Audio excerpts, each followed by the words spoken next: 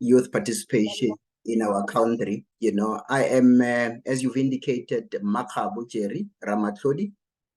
I am the assistant manager at the IEC head office for civic and democracy education. So I'm responsible in the main, you know, for creating civic and democracy education content. Yeah, you know, the animation videos that you see on TV, the fact sheets that we distribute during our face-to-face, you know, interventions, social media toolkits that you see on our different social media platforms, audios that you sometimes would hear on community radio stations. And yeah, in the main, really, our responsibility in civic and democracy education is to inform and educate the public about electoral processes to ensure that, you know, we have free and fair elections, because you can imagine if the electorate is not informed, it becomes difficult to, you know, successfully have free and fair elections. Thank you. Thank you very much, Dr. Matlodi, and welcome. We believe that we will learn more. Let me give the floor to our colleague, Mr. Ndlela, to also introduce himself. Good morning, Chair, and good morning to my other colleagues. Thank you very much for the invitation. It's an honor really to be here. My name is Thulisa Ndlela.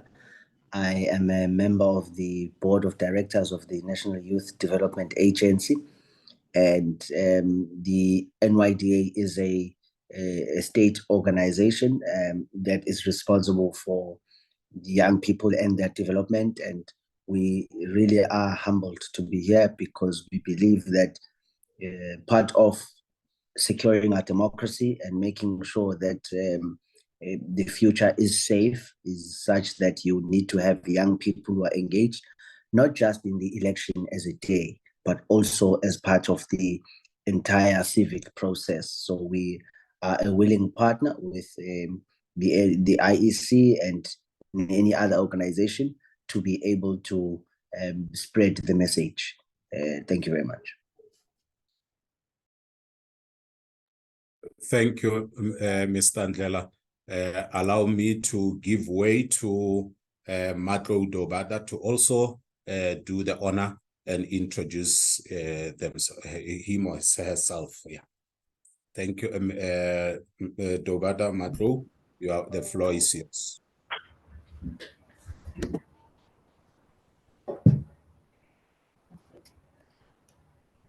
Good morning, colleagues. I'm connecting at the moment with Vanessa's laptop. I will connect with mine just shortly because the lighting is quite bad here. But I am Matlo Dobada. I'm the programs coordinator at Agape Youth Movement, responsible for all RCL activities nationwide. Yeah, and I must also express my gratitude for being invited onto this panel and looking forward to fruitful engagements. Thank you. Thank you very much, Me. You and Vanessa, you are roses among thorns. So please make sure the light is good so that you can be able to grace us beautifully. So you are welcome on board. And Matsetsebale Kliani, you can also take the floor and introduce yourself.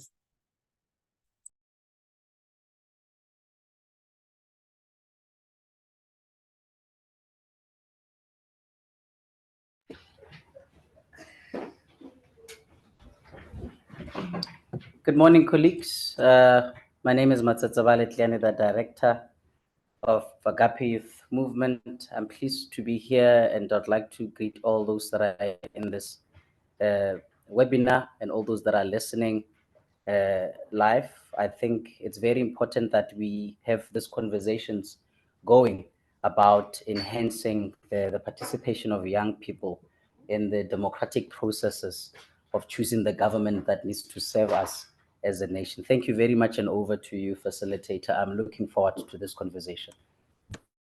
Thank you very much, Mr. Tliane. Allow me to also give the floor to Wandile Mulebatsi from Coal Stone to also introduce yourself, sir.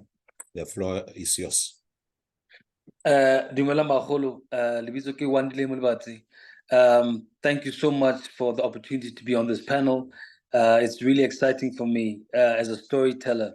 I really love what Tulisa said, that it's more than just about the registration, but getting young people to understand that after the day of voting and after the period of voting, there's a role that we have to play in our beautiful country. I am from Coast of Pictures, and I've had the joy of creating stories to try and create social awareness around different topics, you know, around gender-based violence, around hijackings, around race, and around class. And I think for me, I jumped at this opportunity to come and engage with such an esteemed panel to talk about what it is that is preventing young people, or what can we do as people that care about our country to get young people to vote.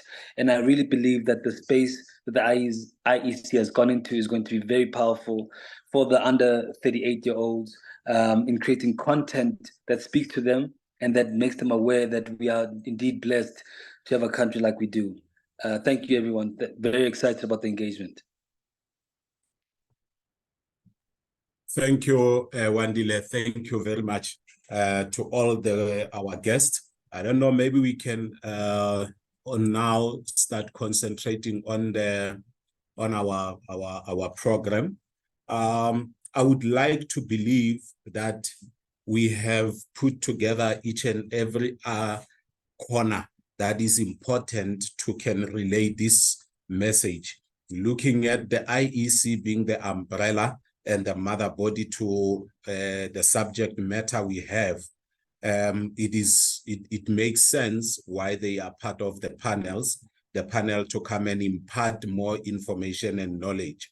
Also having NYDA, which as our concentration is more on the youth, to try and relay the message to the youth about the importance of their participation in registering to vote, and also maybe taking a decision to go and vote is something that is important, and it resonates very well with NYDA because they are responsible for the youth of this country.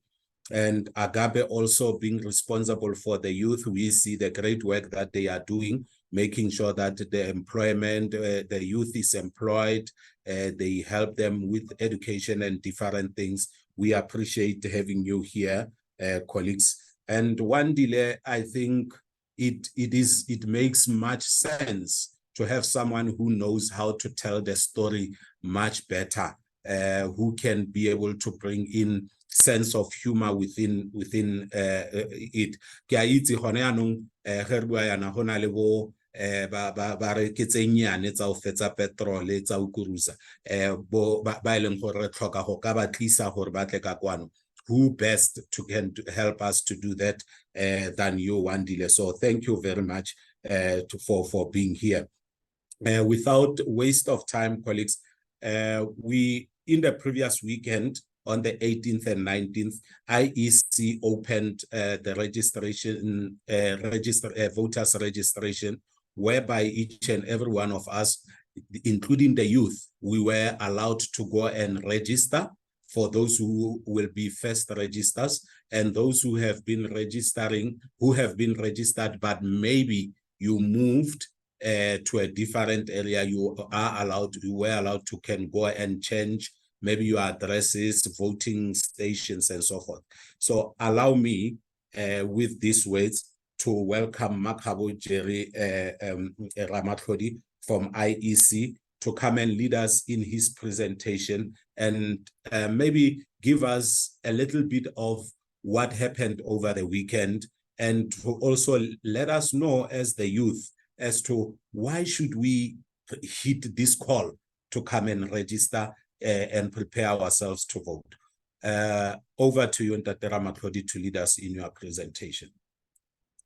Thank you very much, Ntate. As indicated, as indicated earlier, you know, we appreciate the opportunity to engage with young people in our country because their participation is key, particularly in a country where majority of inhabitants are young people. But allow me to just give a bit of a background in terms of what the Electoral Commission is. I think often we take it for granted that everybody knows what the Electoral Commission is. And when we engage with communities, you realize that we are often confused for government itself. So it becomes important, therefore, that whenever we have an opportunity to engage, we give a bit of a background in terms of what the Electoral Commission of South Africa is. We are a permanent body created by the Constitution to manage free and fair elections at all levels of government. Although we are publicly funded and accountable to Parliament and only to Parliament, we are independent of government. So that's something that's very important that South Africans, understand, particularly where our mandate is concerned, So we also have a responsibility as the Electoral Commission to ensure that once we've conducted elections, we declare results within a period of 7 days. You can imagine if we were to have elections and 7 days later, we have not announced the results, the suspicion that that would create, So we, in terms of the law, we are given 7 days as the election management body in the country to ensure that we announce the election results. However, part of our duties include the registration of political parties, the registration of voters, as well as to promote voter education. I will not go into other, functions of the Electoral Commission, but however, in the main, that's what we do in order to fulfill our role to strengthen our constitutional democracy as a Chapter 9 institution of the Republic of South Africa. Now, why is the importance of youth?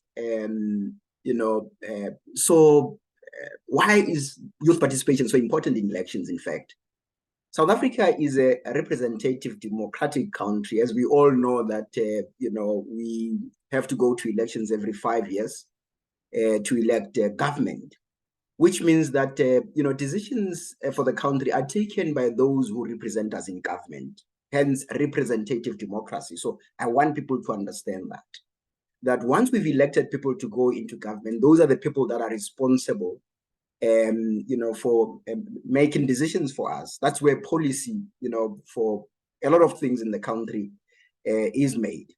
Now, according to Census 2022 results, the South African population has grown to just over 62 million inhabitants, with an estimated 39.7 million voting age population. Now, what is voting age population? Voting age population is any South African citizen who is eligible to register to vote and subsequently vote when there are elections. Now, more than 60% of our population is youth, as I've indicated earlier. On our voters roll currently, we have over 26 million, registered voters, representing only 66% of the voting age population. So you can imagine that only 66% currently of the voting age population is in our national common voters roll. About 14 million, therefore, people are not registered to vote, and the majority of these people are youth, which is now the reason why, in fact, we have so many engagements with young people in South Africa, because the majority of those that are eligible to register to vote and therefore eligible to vote are young people, and if young people do not participate, they have the potential to weaken our electoral democracy. The opposite of that is that if they participate, they actually have the potential to govern the country as young people alone. You can imagine in the 2021 local government elections, where we had a 46% voter turnout. If all young people had participated, they could have actually been the government themselves. So that's the potential that young people have in order to strengthen our electoral democracy. Now, let's reflect a bit on the voter registration weekend that we recently had on the 18th and the 19th of November. The total voter registration over these 2 days was 2.9 million. And we would like to thank all South Africans who took their time to visit our voting stations to either register to vote or update their registration status. The voters' roll has increased to 26.8 million voters from the 26.3 million before the voter registration weekend. And of course, because we have our online voter registration portal, a total of 196,000 511 voters use the online voter registration portal, and would like to really encourage South Africans with the first registration weekend behind us to actually, use this portal to register to vote, because as indicated earlier, there's still millions of South Africans that are yet to register to vote. Eligible citizens registering to vote for the first time were 568,374. These are people that have never registered, but were eligible to register to vote. And they heeded the call this weekend and went out in numbers, to be precise, over 500,000 of them, to go and register to vote. And would like to really applaud all of these people that have contributed to the over 500,000 new registrations, which accounts to 19.57% of the total registration activity. Young persons in the age category 16 to 29 account for 445 and 89, which is 78.31 of the 568,374 new voters. So we really, I think, need to applaud young people for the commendable step that they took to ensure that they heed the call and go and register to vote this past voter registration weekend. Of the new registrations, 298 and 500,000, that's just over 52%, were female. Again, female coming out, very strong on issues of electoral democracy. When you look, for instance, at our national common voters roll, you'd realize that over 55% of the registered population are female. Again, this past weekend, of the new registrations, over 50% are female. So really, we need to applaud ladies for their commitment to strengthening our electoral democracy.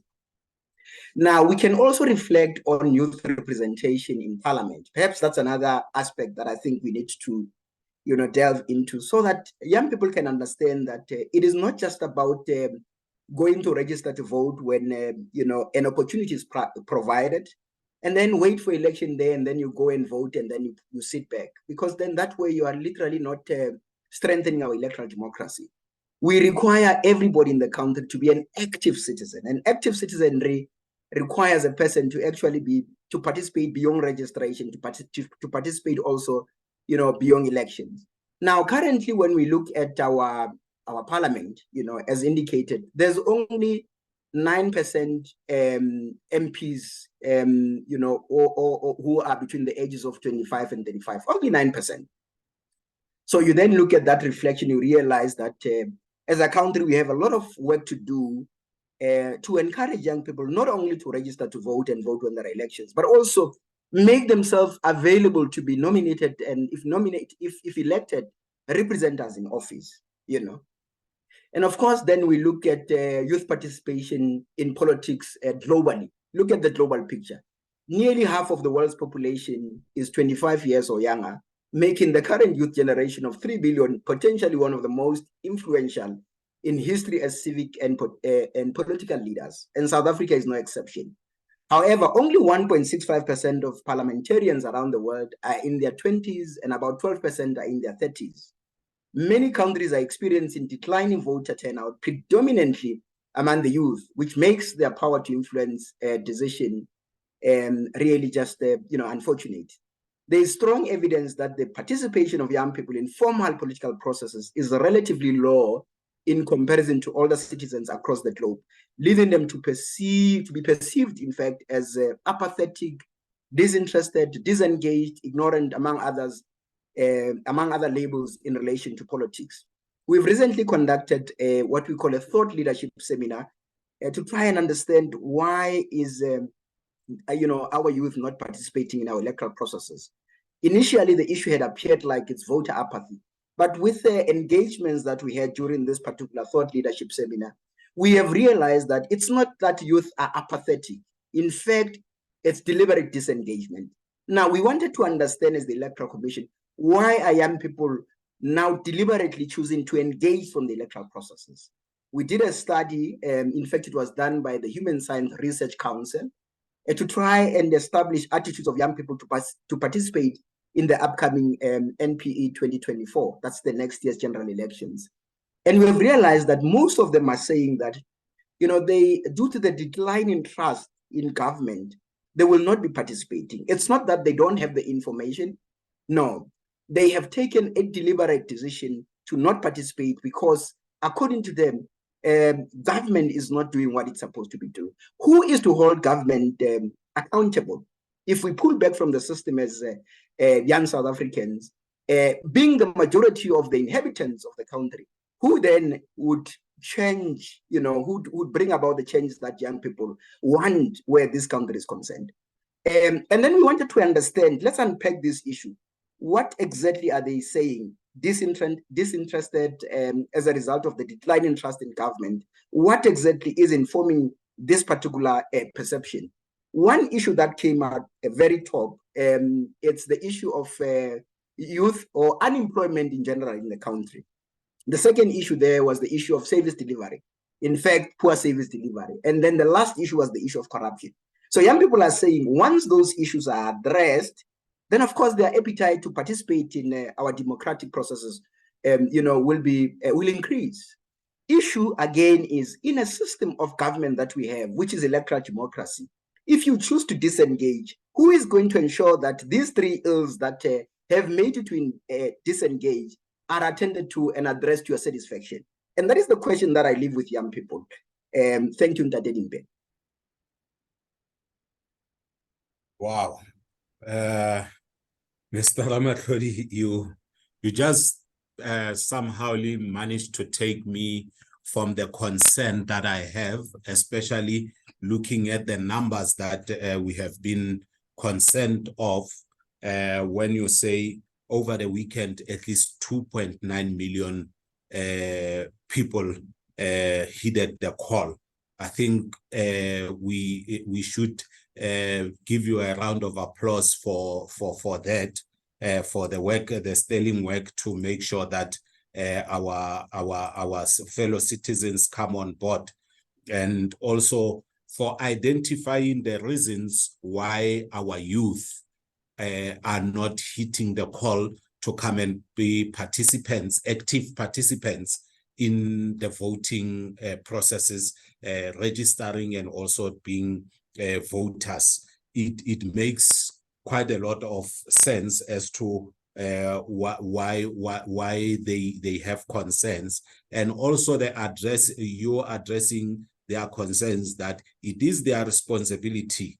It is incumbent upon them to make sure that that unemployment, when they vote, through them voting, that unemployment, they can be able to take charge and make sure that it is addressed, and we do away with it. The corruption and the poor service delivery, because they are the ones who are active economical people, they can be able to take charge. So for everything that you have just said, sir, thank you very much. And we are grateful for the leadership that you are providing for us. I don't know, maybe... Thank you, sir. You are welcome. I don't know if maybe from the attendees, I don't know, Ishmael, you'll guide me on this one, my leader, as to whether maybe we can ask those who, our attendees, maybe if they want to engage Mr. Ramatlhodi before he goes off the podium, maybe with questions or comments regarding what he just presented. Allow me to open the floor to yourselves. If anyone wants to share a comment or ask a question, the floor is yours. You can show by raise of hand so that we can allow you to be able to speak. While they're still trying to figure out questions or comments, let me also indicate that with the Electoral Amendment Act, you would know that South Africans now have more opportunities for representation and for participation. Because for the first time ever in our national and provincial elections, an individual like you and me can stand as a candidate to be elected, not only to the provincial legislature, but to all the way to the National Assembly, where national laws are made. So for a person then to say that because you are not happy with the current situation, therefore you opt to pull out, to disengage, really, I think that's highly regrettable, particularly when you would be spoiled for choice. You know, I was on Daily Theatre just last week, and I've indicated the same, you know, point that South Africans, there are more opportunities for you to participate. There are more opportunities for you to actually represent us in areas of government where the issues that you are, you know, discontent about, the issues you are not happy about, can actually be addressed. And we cannot miss this opportunity, South Africans, you know, when we are so much spoiled for choice. I think I really needed to indicate that. Thank you. Thank you, Mr. Ramatlodi. Wandile is asking, can we also ask questions? I think we are all here to be participants, and even though we are panelists, allow me to give you the floor, Wandile, if there is a question from your side. Yes. No, Kaluranda, thank you. I think for me, you know, the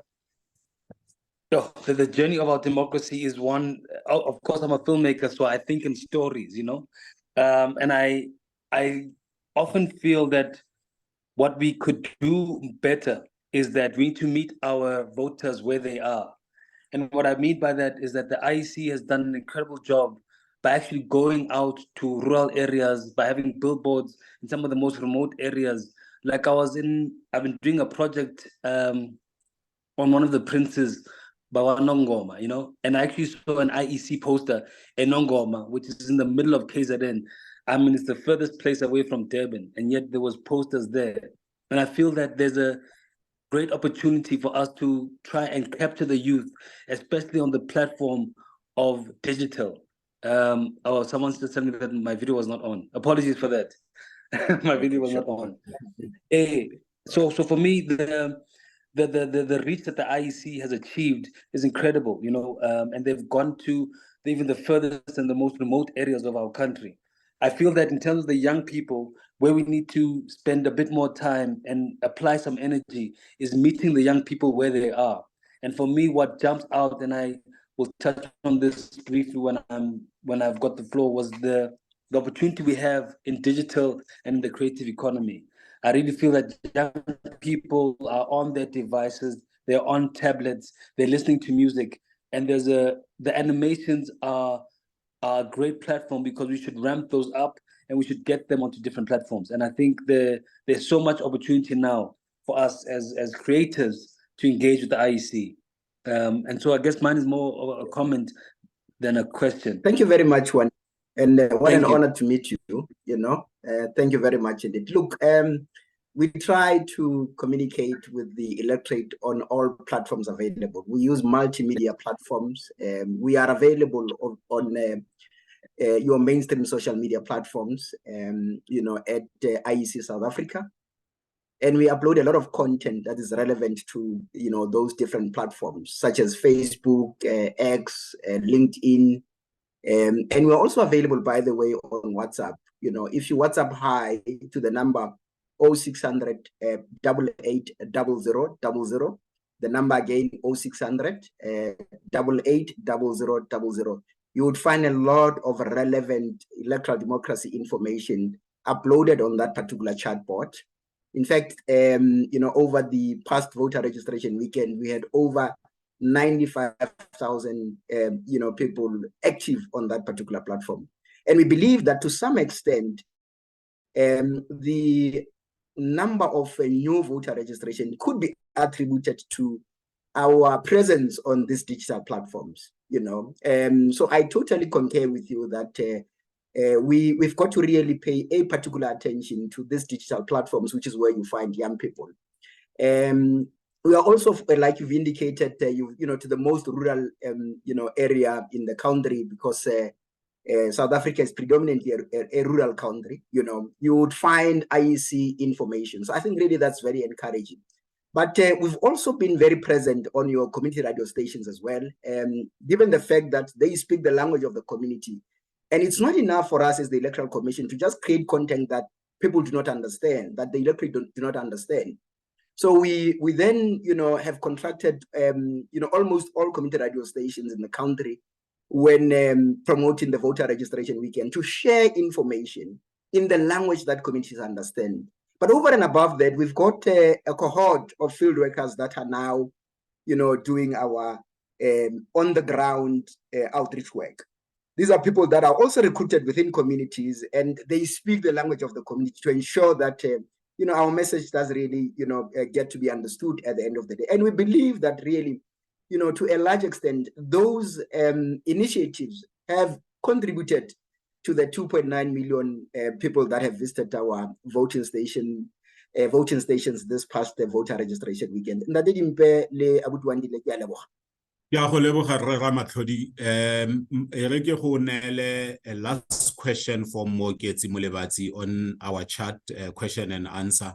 The question goes like, does the digitization of elections and issues of democracy reduce it in terms of gravitas and importance, reducing activities to trivial endeavors? Hey, that was the question that young people could understand. I want to keep things simple. We just want to make sure that,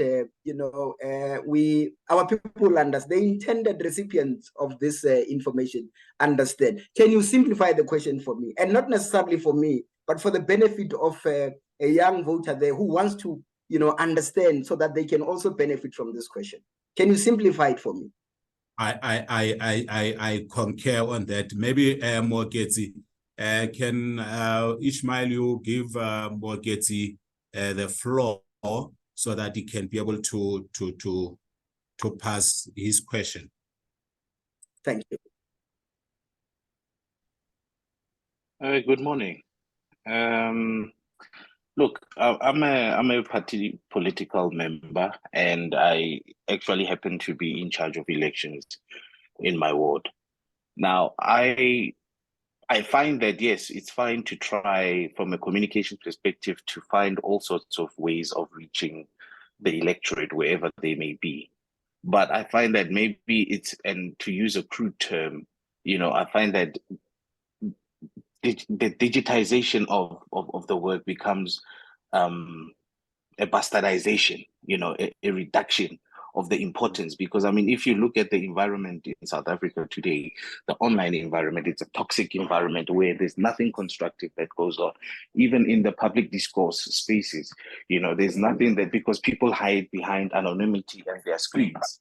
Therefore, they're not making meaningful deposits or taking part meaningfully in terms of, what is their democratic responsibility. I hope that clarifies my question. Because it's all fine and well to try and appeal to the youth, but we still need to maintain the gravitas of the work the IEC does, and actually of the fundamentals of democracy. Thank you very much, Abut Meketsi. I totally concur with you. That is why we are also using field workers, people who are recruited within the community, who speak the language of the community, to do this information and education about electoral democracy. But not only that, you would remember that I've indicated that we are also available.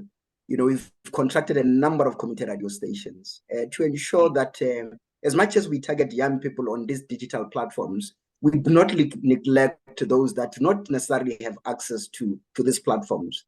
We have a partnership with SABC Education, and as part of that partnership, I've indicated just last week I was on Daily Theta, providing this information and education about electoral democracy and the importance of participation. So we are engaging also with other stakeholders, key stakeholders in the electoral processes. Yesterday, we had a national consultative meeting with Conprelesa. These are now your traditional leaders who came from all over South Africa to ensure that they also pass the message to their subjects about the importance of voter registration. We did not want them to get the report of how we performed during this past voter registration weekend from the media. We wanted ourselves as the Electoral Commission to give them that particular report, and also to encourage their subjects to participate. We work with organizations such as the NYDA, and I'm glad that a representative is here to attest to that, for an example. So we engage with a number of organizations as well that we believe can give us access to the electorate that would ordinarily not have access to. So we're using all platforms possible yeah, to ensure that indeed the message does reach the length and breadth of the Republic.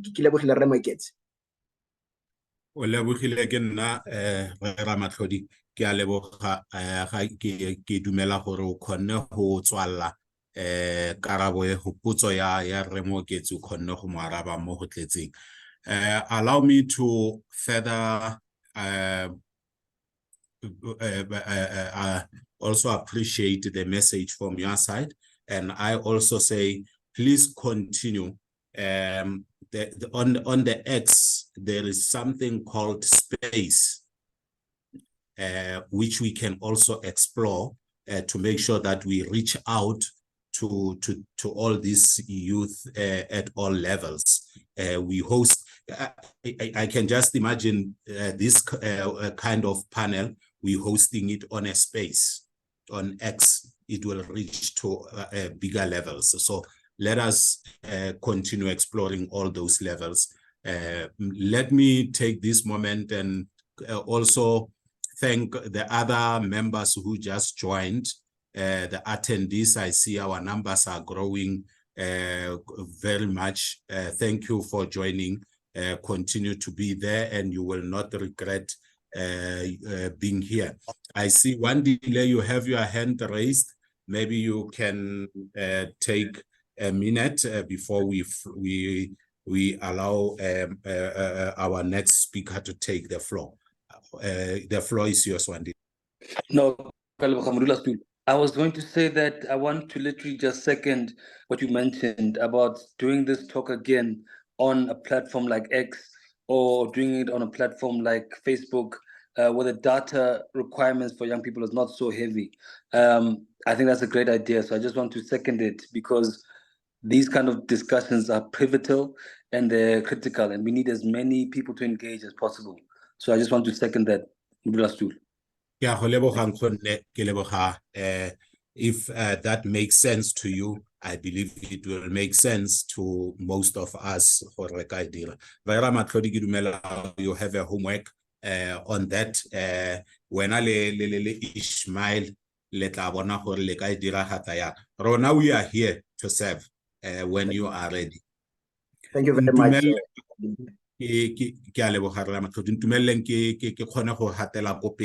And call our colleague from National Youth Development Agency, Tulisa Ndlela.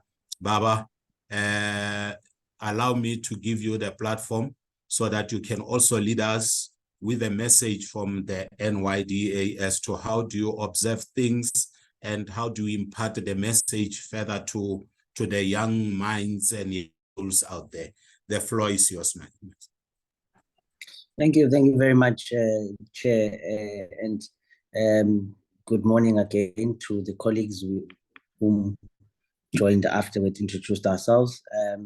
My name is Tulisa Ndlela. I am on the board of the National Youth Development Agency.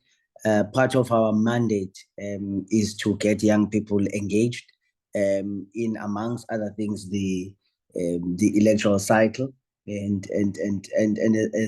and as indicated by the IEC, this past weekend, the open voter registration weekend was very encouraging for us.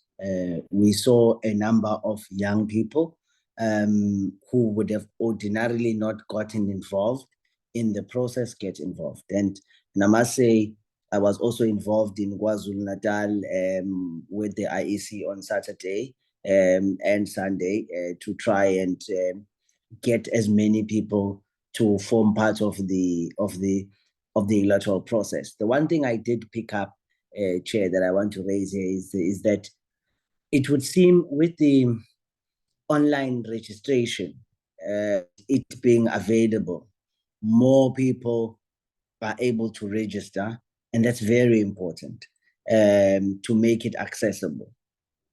But I want to caution us against changing our messaging to say voting is now convenient, because we all know that when it comes to the day of elections, our elections method is still very much manual. So whilst we conveniently can register you in the comfort of your couch, but our messaging must not be such that you believe that registration and voting can happen online, because until now, we are not in a position to vote online. So whilst we register people, and the young people I was engaging with, I made it a point to explain to them that it's good to register online, but take note after you've registered of where your voting station is, its physical location.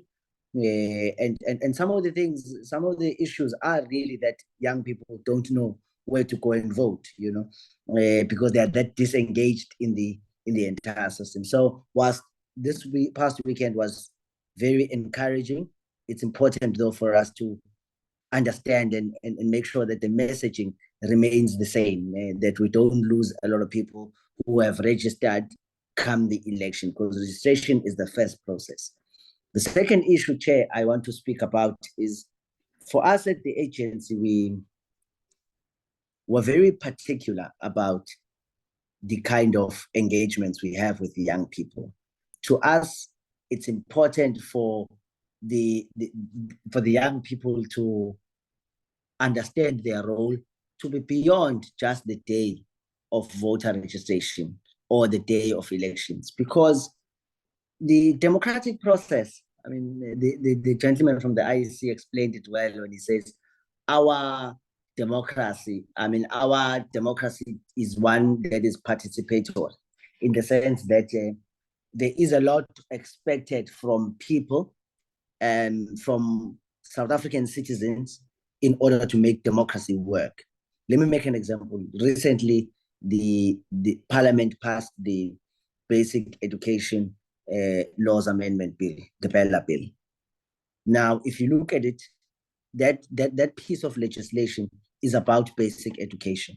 And majority of the people who are in basic education, be it as clients, as learners, or as parents of the learners, are young people. It's important for them to get involved in the process that allows for the change in policy and legislation on issues that affect them.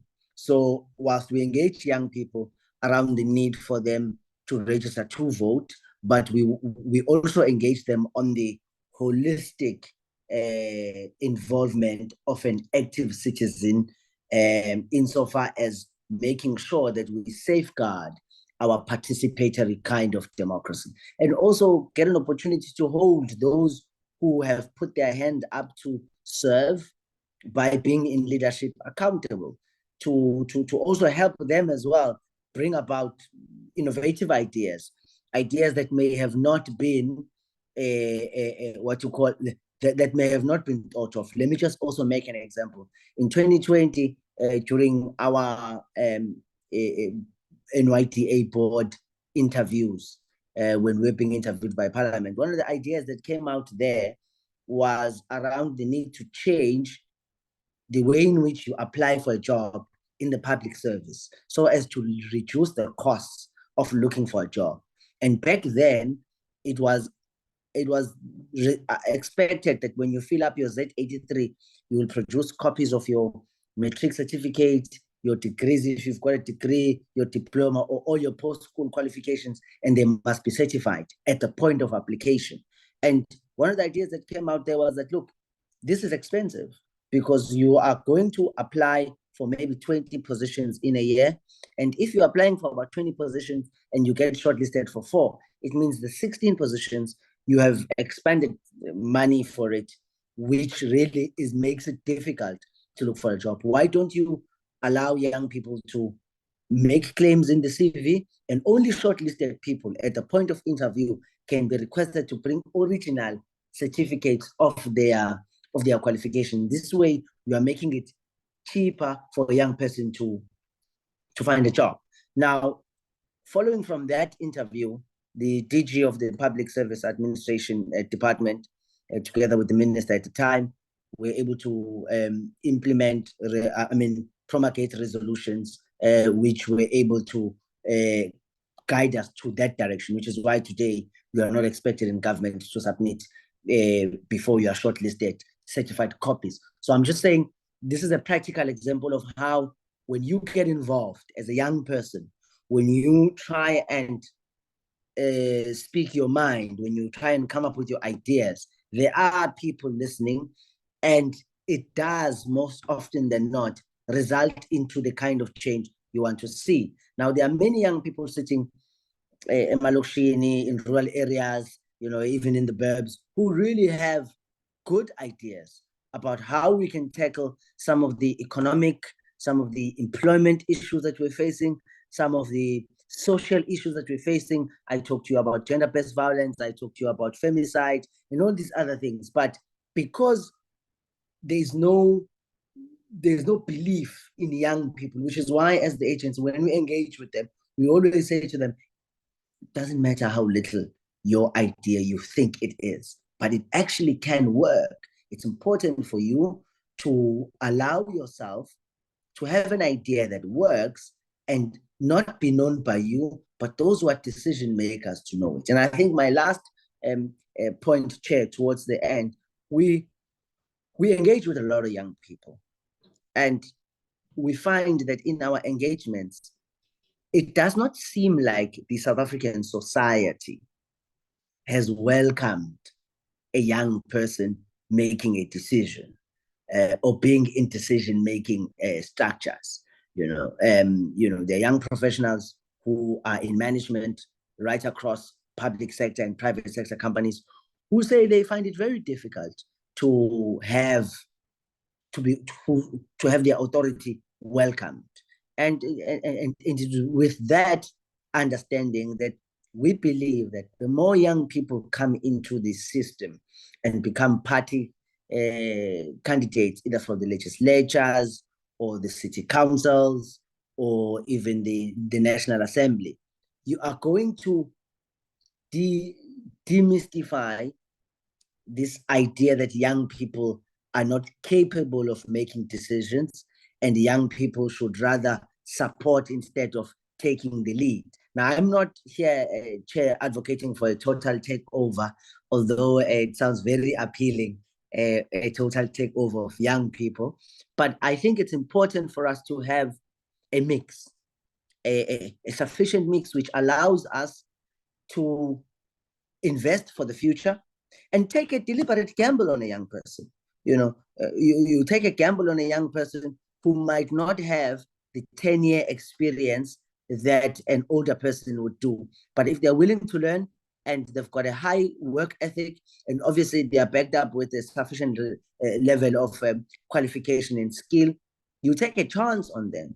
You take a chance on them, you give them that position, you give them an opportunity to sit in that board of directors, you give them an opportunity to manage that department, and you give them an opportunity to be that MPL or that MP or that MMC or whatever the case may be, because you are going to be plowing a seed into the future, which will really bear fruits into the future when decision making is done by people who now have experience, because no one is born with this experience. You've got to take a chance somewhere.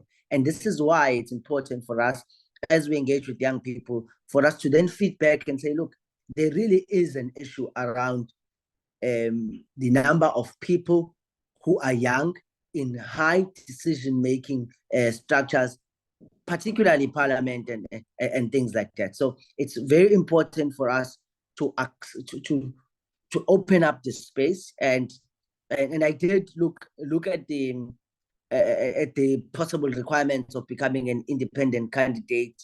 They really look onerous, and I think at this stage, young people are best served in making sure that their voices are heard through the current political system.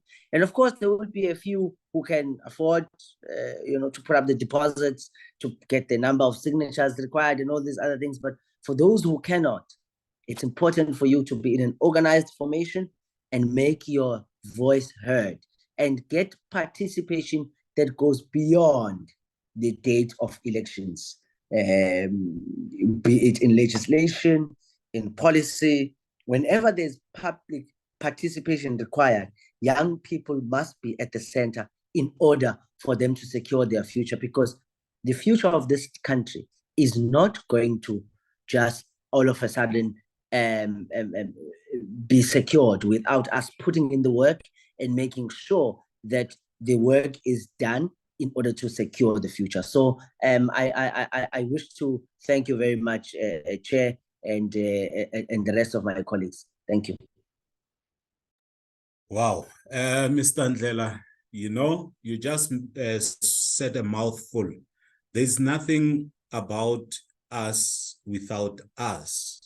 If we don't get involved as young people, then there won't be anything that will come our way. You gave a very clear and good example, which I would like to believe that our youth have taken it, and they will understand that currently when they apply for jobs, they only submit their CVs, maybe and the Z83.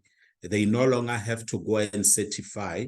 And another good part is that comes from the youth representation.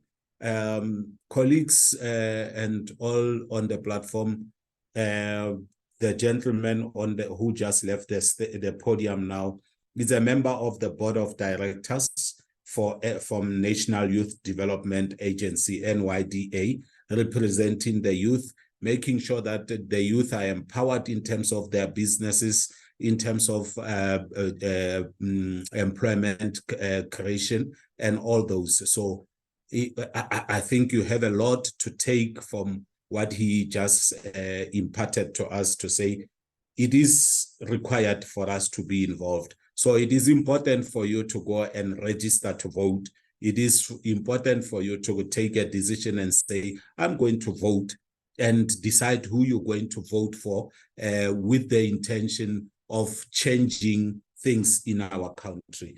Mr. Ndlela, thank you very much for the message and all the information you just shared. Allow me to open for one or two questions from the young minds on the platform. Whoever has a question or a comment, the floor is yours. Because of time, I will also time our questions and the length of engagement on the time so that we be able to not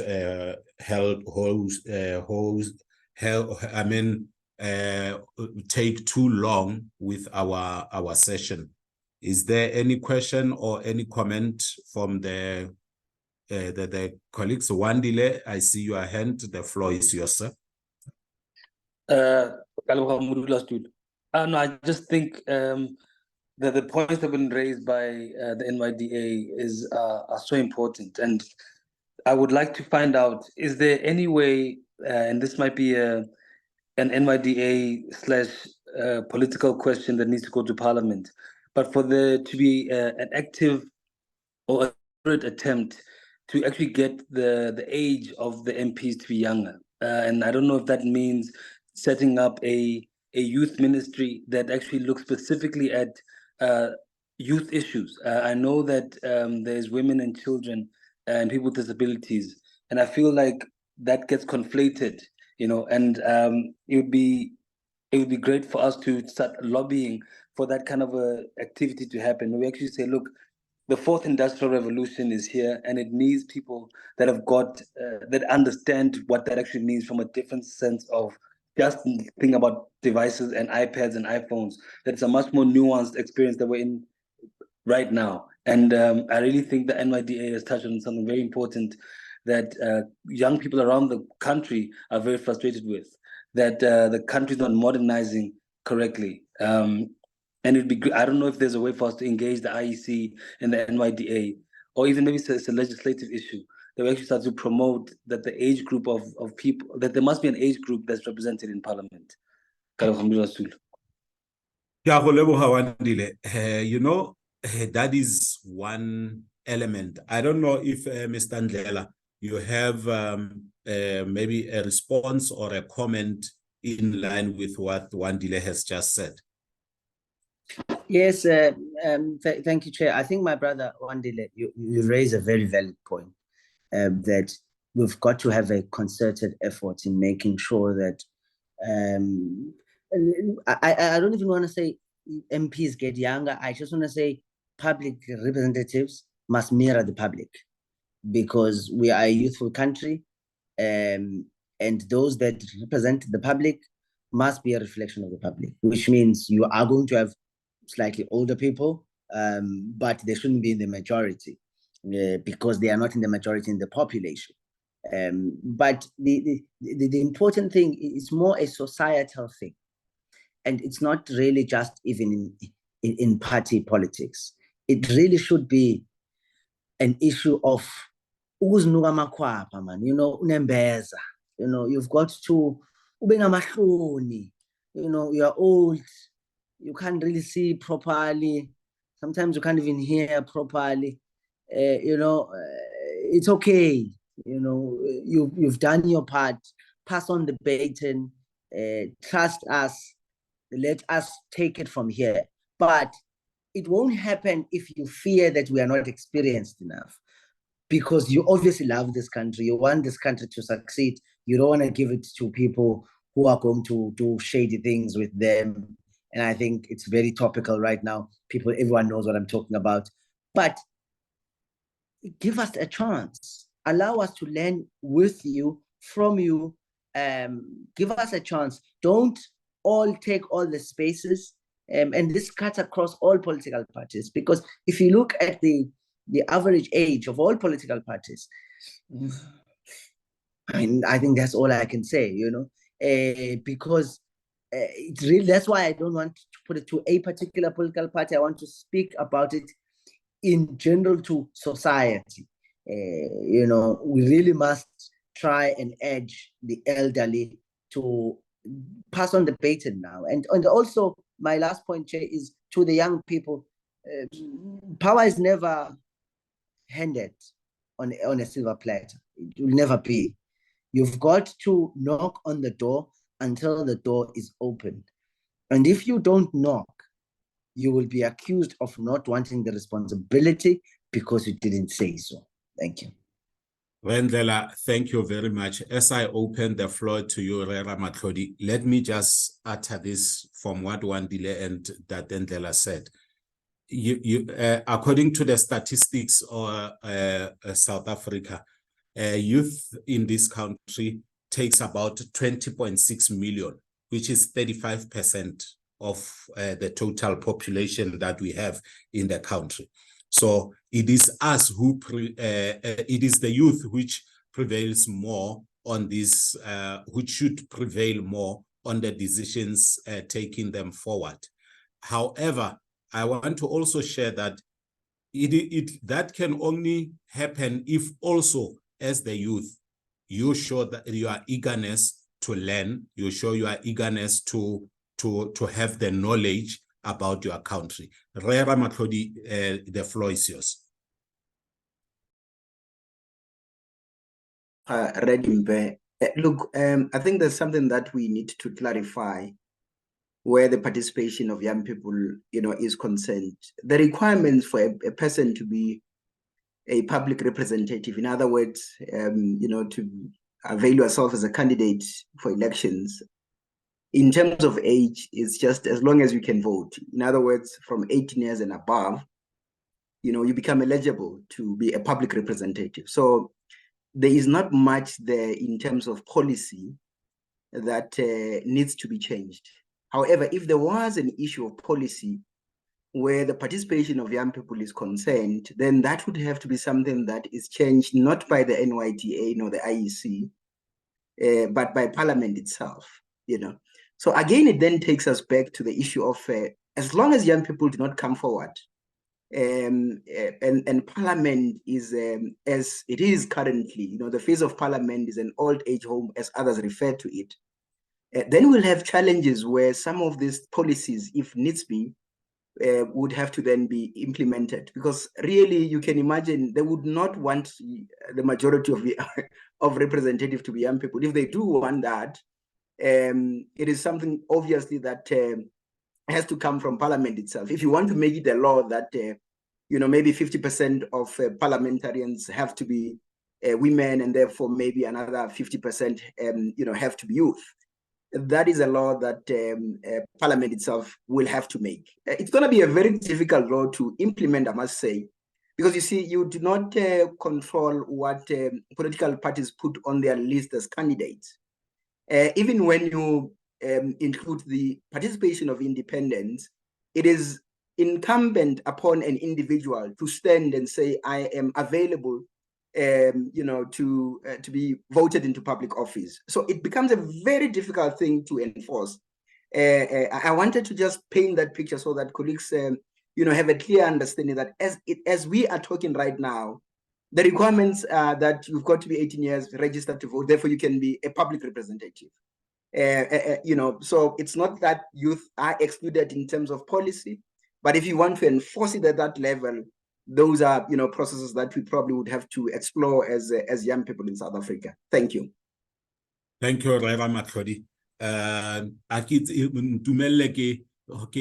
Your message, is it Bophelo?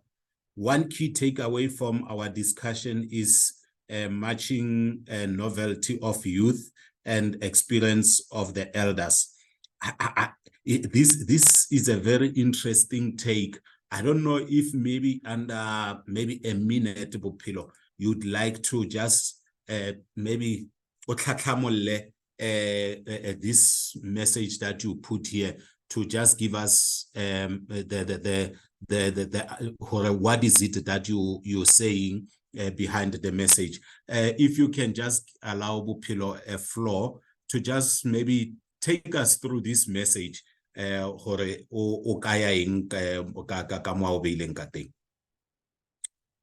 floor is yours, Bophelo. Thank you very much, Chair. So what I meant in the statement that just sent Fanano was we have so much theory based knowledge in terms of whatever industry or skills that we want to do as the youth, be it if we want to be in the public sector or the private sector, also even influencing the government policies, and it's based on what we read, and we don't know the practicalities and the steps that it takes, and that goes with experience from the elders. And because we have so much knowledge, we're able to become creative. Okay, not able to become creative, but in time we are able to become creative only if we're given the opportunity to express the I would say the theory or what we think is the right thing to do. So just a small sense of what I thought was a struggle for us, for both the elders and the elders and the youngins, is the ability to use our creativity, to better improve largely our political state. And yeah. Thank you very much. Thank you, Bophelo. However, let me just say to you in short that experience is gained by being there, being involved. So the involvement of the youth also will play a role in them gaining experience, so that they know how to go about things. Maybe let me give Wandile the floor to also maybe respond or give an input on that matter. Wandile?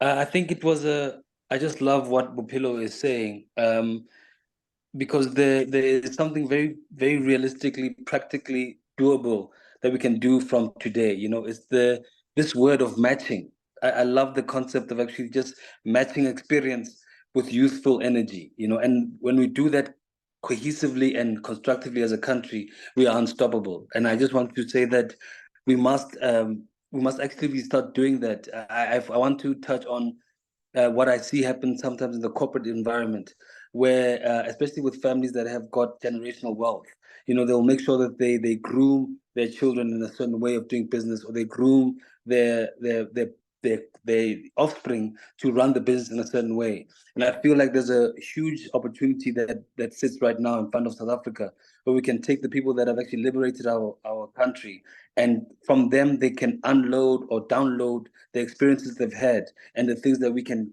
correct and build moving forward. And so I love the idea of just matching the two things that Bophelo shared with us. I think that's a great takeaway. Yeah, Wandile, thank you very much, sir. Bophelo, thank you for that. I see also, Kilebohile, your message. Indeed, youth will engage better when spoken to by someone who understands issues surrounding young people in the country, the language that they speak. Wandile, I think o tshwantse o rute gore ge ba re tsenyane tse di fetsang petrol ba raeng o tshwantse o rute gore re kgone go tsamaya le this so that we communicate their language gore dirao ge ba re dilo di changitse re kgone go tlhaloganya gore ra gore. So I think ke lebogile, that's a good message. Thank you very much.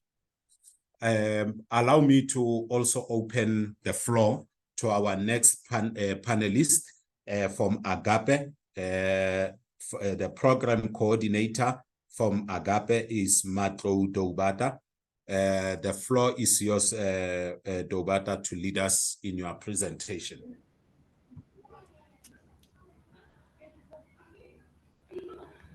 Thank you so much for having me. I hope now you can see me better. Is it a little better? You see now, yes. If you can even, if you look at the surrounding, now there is light. Even the attendees now, they are full of life. Thank you, I'm glad. I am glad.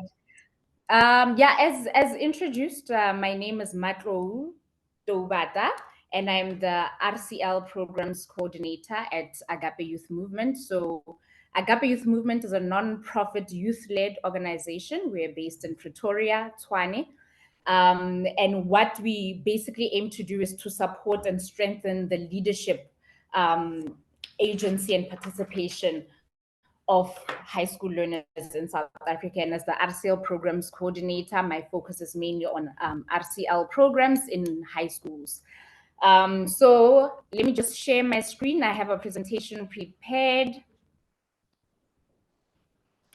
And then we can start. Can you see my screen? Not yet. We'll let you know if it's there. Okay.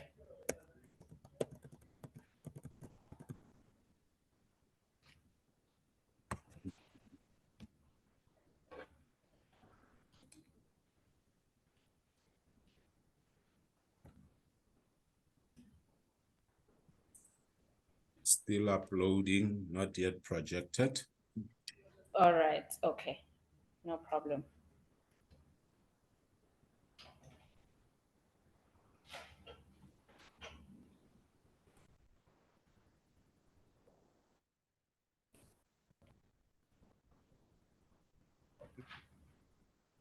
Seems like even then, no, not yet. It might be network challenges, Matlo. Maybe if you are able to take us through it without, I think it's coming. Yeah. Yeah.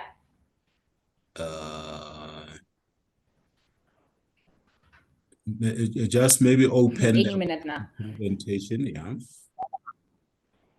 Yes. Yeah. Let's go. Then you can put it on presentation mode. Lovely. Yes, that's done.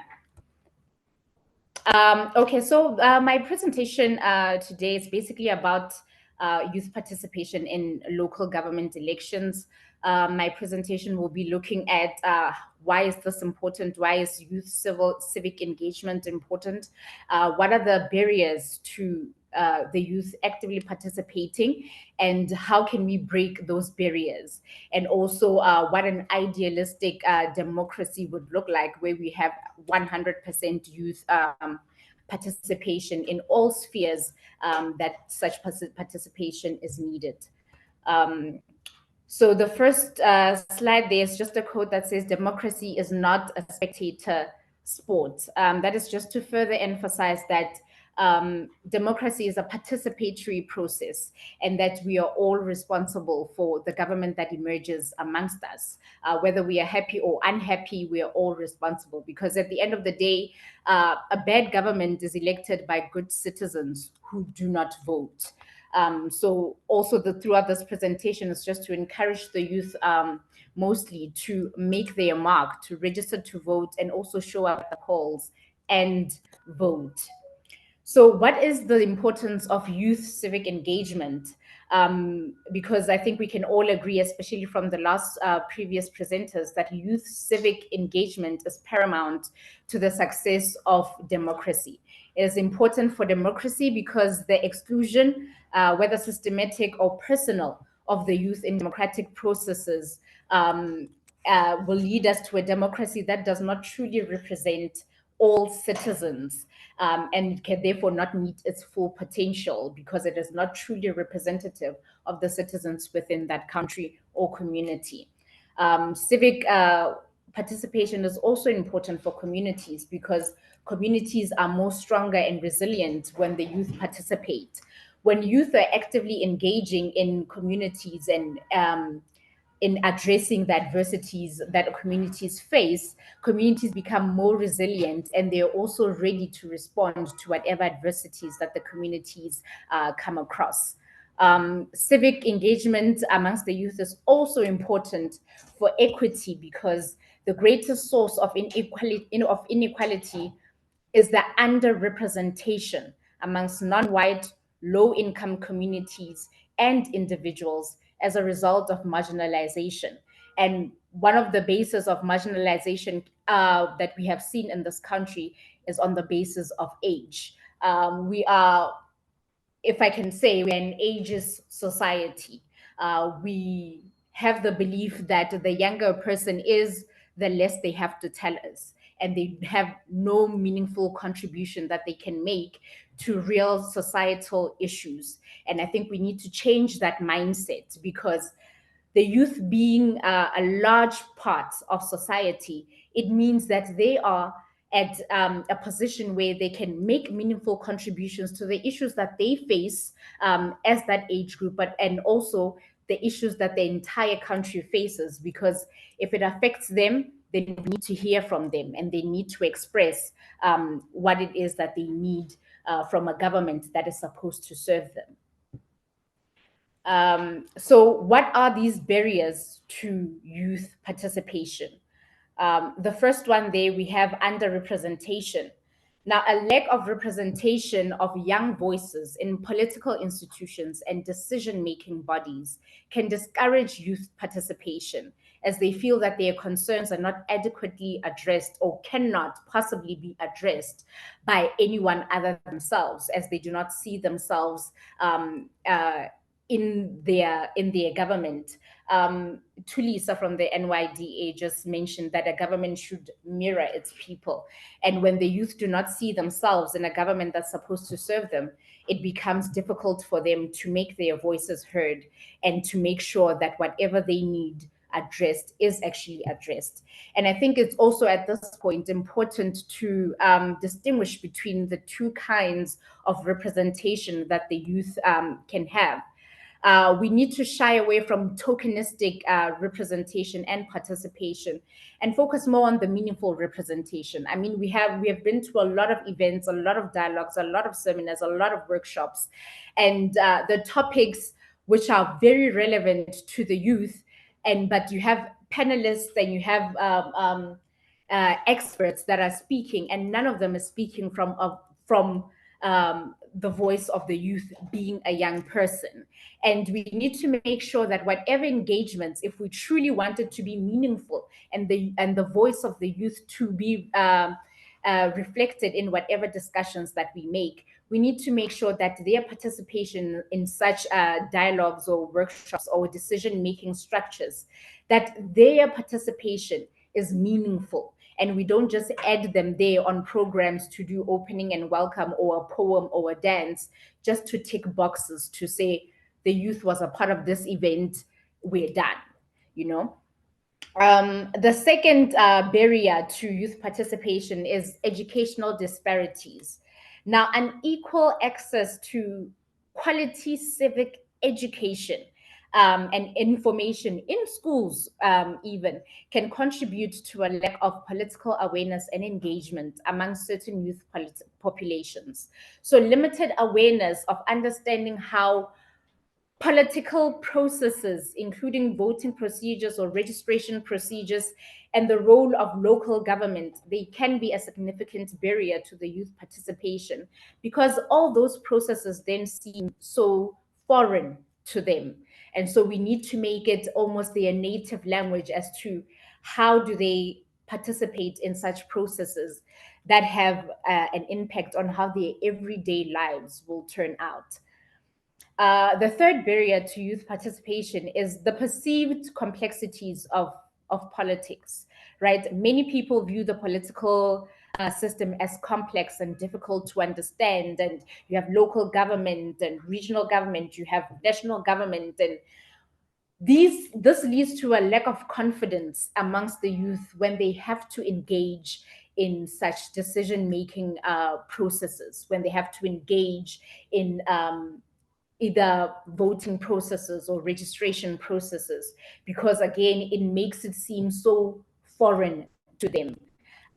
And we need to create a culture of understanding and participating in political processes and making meaningful contributions in political spaces so that we can overcome these barriers. Now, this next slide, we know we have a lot of young people who, because they feel politics are so foreign to them, usually have the statement to make that they are apolitical. And then on the first statement there says, I am apolitical, but what does the translation say? The translation means I am privileged and unaffected, if not benefiting from current politics. So the message I want to drive with this particular slide is that no one, especially in this platform, has that privilege to be apolitical. Because to be apolitical would mean that whatever political decisions are made in a country, they will not affect you. And I think that does not stand true for everyone here and almost everyone that we know on a personal level. That politics are personal and they will affect you, and therefore we do not have the privilege of being apolitical. Now, to talk about how we break those three barriers that we just discussed.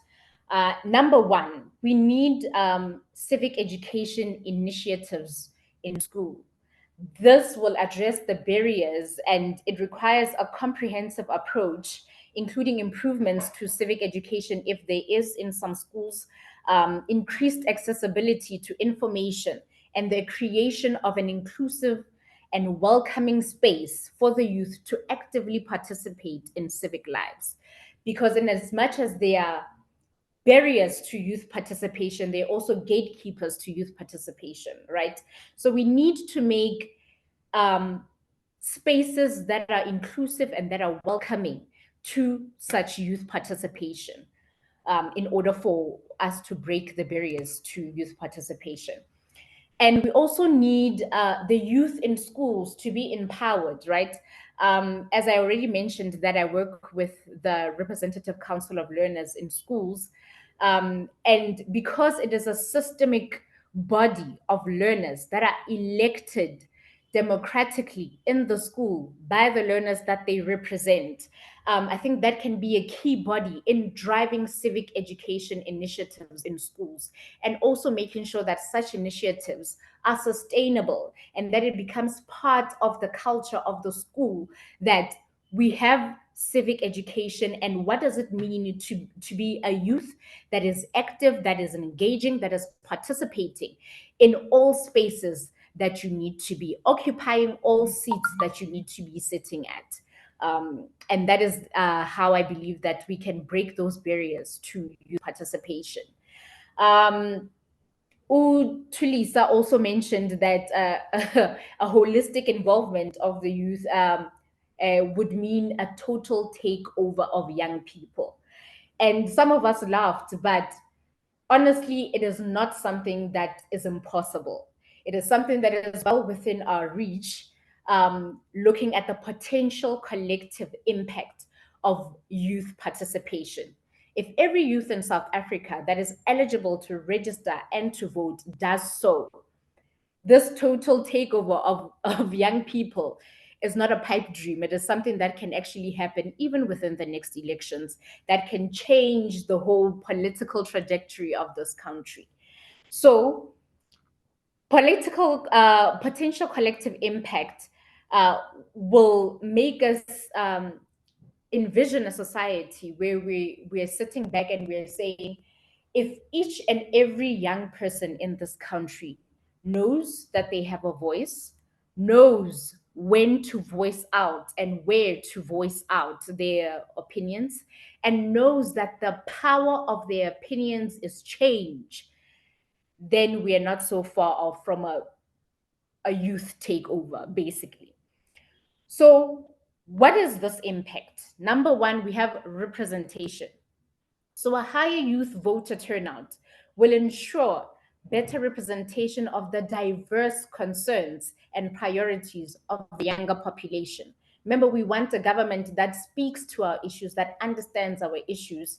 And if we as young people have a government that is just as young, they're in an even better position to hear, to address, to understand those issues that concerns and priorities that we have.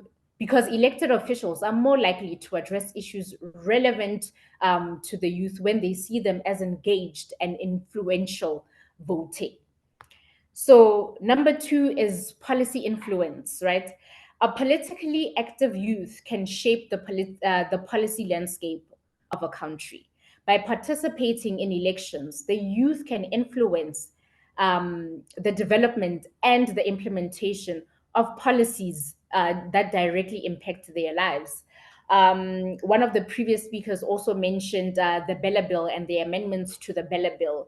And it was disappointing from my side, the fact that a lot of young people were not even aware of what the Bella Bill is, about what these amendments will mean, not on a national landscape, but to their everyday school life, something that they will have to live with every day throughout their schooling career. So we need youth participation that is meaningful and that will also address these issues that are more of concern to the youth, because who better to speak for the youth than the youth? Number three is social change. So youth engagement in voting often correlates with a desire for social change. So through a democratic process, young voters are able to advocate for and contribute to societal shifts. So pushing more for inclusive and progressive policies that address those particular concerns of the youth. And that also leads us to better communities to live in. That leads me to the fourth point, because active youth participation fosters a sense of community empowerment. When the majority of communities, which are youth, know that there is something they can do to change their current situations in their communities or families or government, they have a sense of empowerment, they have a sense of confidence, and they have a sense of action. they're able to address these, they're able to actively contribute to the decision-making processes. And obviously, as I've already said before, that leads to better communities for all of us to live in. And we also cannot ignore the long-term impact of youth, meaningful youth participation, because it extends beyond immediate concerns. It sets the foundation for a generation that values civic responsibility. It creates a culture of participation that can endure for years, for generations to come, influencing not only the political landscape, but our social setting for generations to come. And lastly, political accountability. Now, politicians are more likely to be responsive and accountable to the needs of the youth when they recognize the voting power of this demographic. Active youth participation can serve as a check on political decisions and actions. So, in essence, an active youth that votes is not only having an impact on specific elections for that particular year, but it contributes to the broader development and empowerment of the generation and generations to come, with the potential of reshaping the whole trajectory of the nation. So in conclusion, I think there are three things you can take away from my presentation. The first one is all votes are equal, right? Young, old, tall, short, pink, blue, our votes count the same. And as Barack Obama also said, he said there's no such thing as a vote that does not matter. So I think that's the first takeaway. And the second one is that all votes are counted. So, and they are counted once. My vote does not count 3 times more than yours or 4 times more or less because of my age, because of my background, because of my social economic status. All votes are counted and all votes are equal. And it is never too early to make your participation as meaningful as it can be. So register to vote if you have not, and vote when the time comes, and let's all be meaningful participators in our democracy. Thanks so much.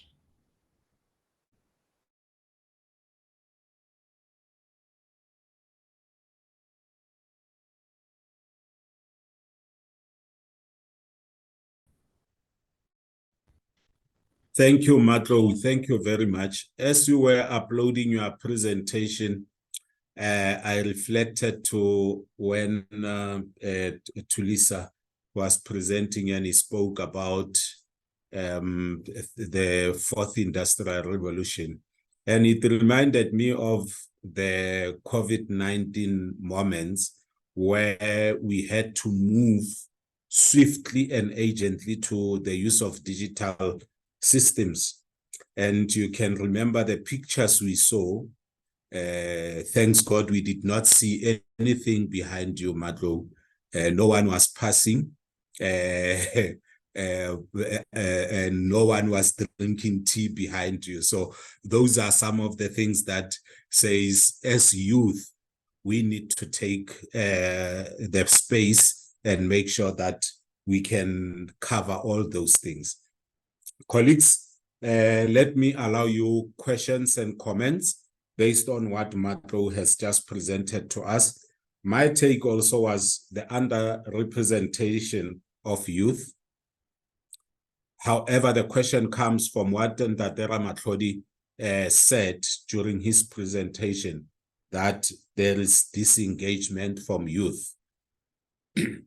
If we are disengaged as youth, then there will be underrepresentation. Let me leave it to the floor for questions and answers, if any has one. Wandile, the floor is yours, brother. No, I think that was such a powerful presentation. And I think it's one, yatosa, because it shows us the mountain that we need to climb, but two, I feel like it gives a very clear sense of direction. And mine is a question that might be difficult for Matlu to answer, but in the experience, what are the best ways to speak to young people? And when I say ways, I mean methods. I've got my view that I'd like to share later, but I'd like to get your insight on how to engage young people. And the reason why I'm asking the question is that we've all experienced the moment where you're trying to speak to, like, I've got very young nephews and I've got young nieces, you know, and I try to speak to them about what my uncle and what Borangone George and what Borahari did to liberate us, and what they all do, that they just all roll their eyes, you know? And the reaction is that, oh, here you go again, what Obrelaka ANC, Lekogore, Nele Sokola, and that, you know, what must we do now? And I just wanted to know what are the things that will resonate with young people?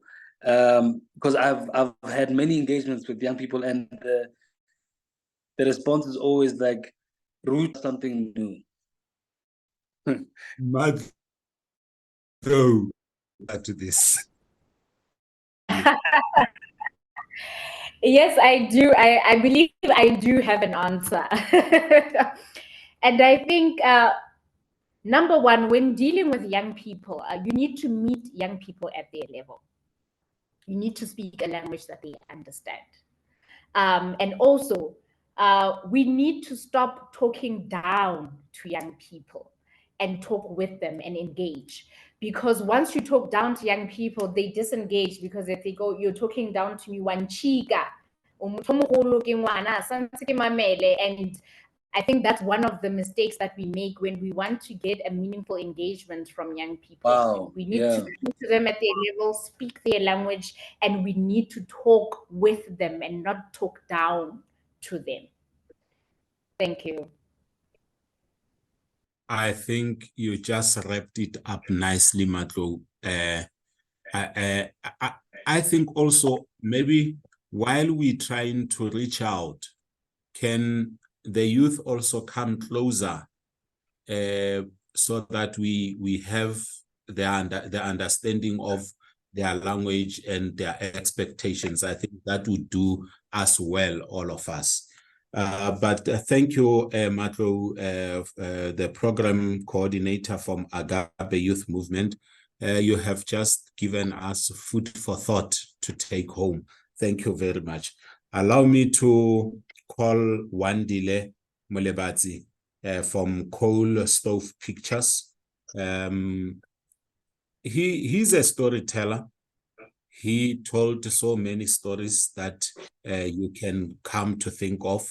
We have seen him telling so many stories, and maybe now it's time we listen and understand the story that he's going to tell us in relation to the subject matter that we are looking at now.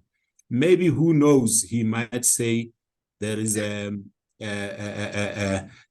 maybe a drama that is coming up, which requires a few actors. So Kelebogile, Lucky, and Tatemutupi ka go motamong o kamakala o le mo screening ka moso Wandile and appetizers. Wandile, the floor is yours.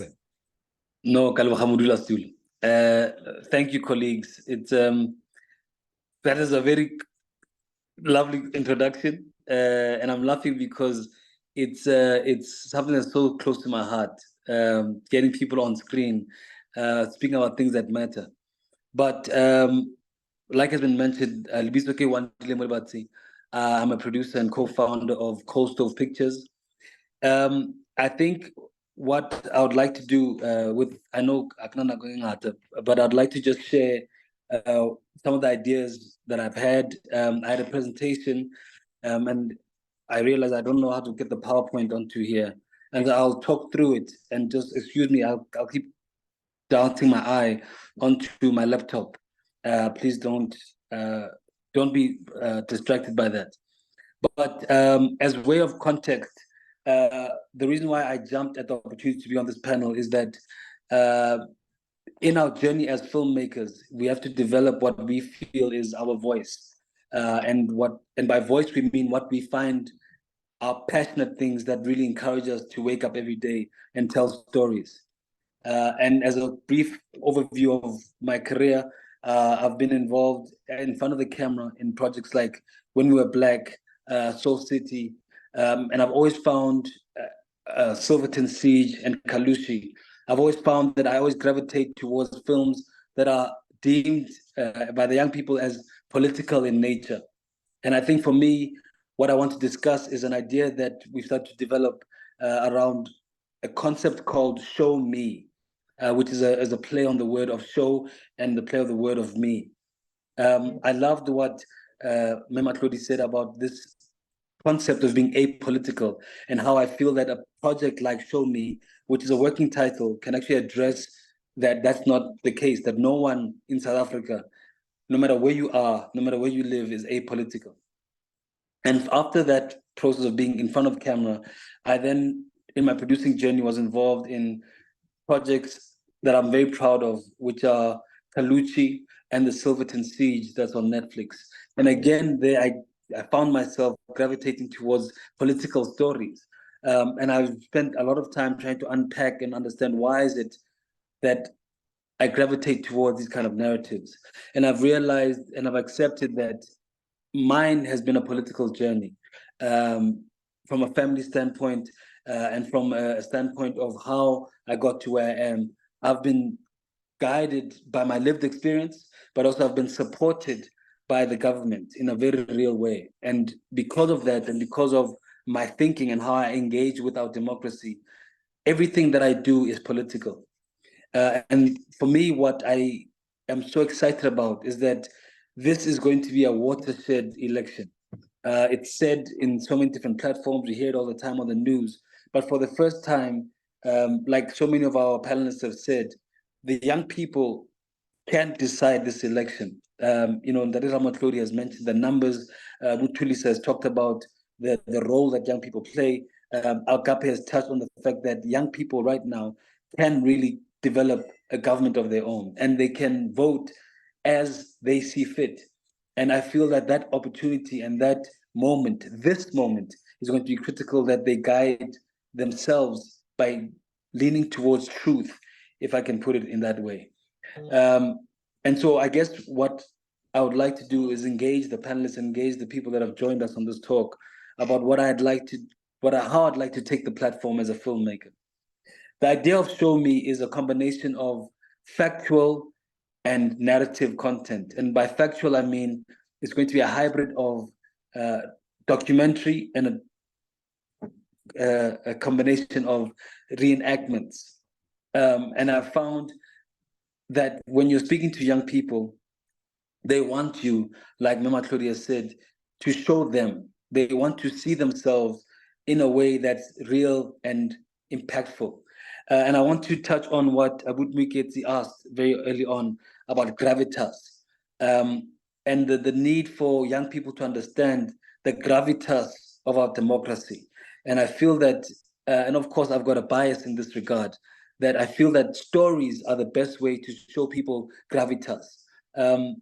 I've sat with many young people, and I'm going to be honest, I'm going to lift my skirt.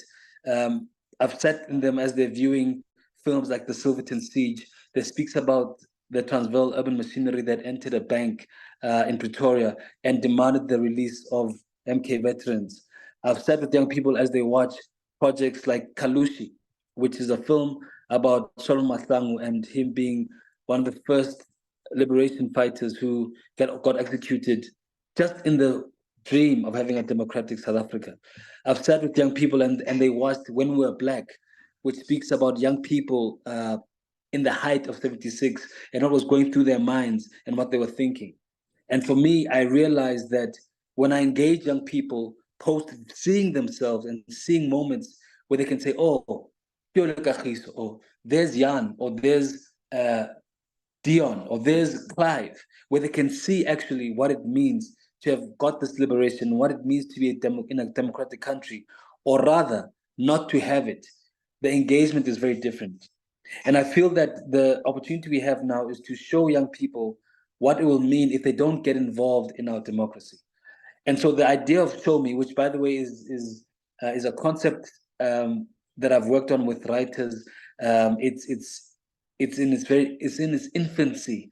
I've engaged with people like Prime Stars. I've engaged with Agape. I've engaged with people at SABC Education. I've engaged with various stakeholders, and I'm really passionate about getting this project off the ground. And not for any other reason, but other than that, I understand the gravity of us making a mistake in this moment. I believe that if we can show young people what South Africa was like before Fees Must Fall, before we were able to go to Sandton, before we could walk on the beaches in Durban, before we could show, express ourselves in terms of our different sexualities and our different gender biases, if we can show them what that country was like and then bring them back to South Africa now, they'll understand why they need to stand in a queue for an hour and a half before they put their X on a piece of paper. The gravity of the country regressing, and it's not just political, which is why I love what that presentation that you just shared, Mama Claudia, that the term apolitical cannot exist in South Africa for young people. It's not a reality we can accept, and it's not a reality that exists, if I can be so bold as to say. The truth is that South Africa sits on the precipice of what potentially is quite a dangerous moment.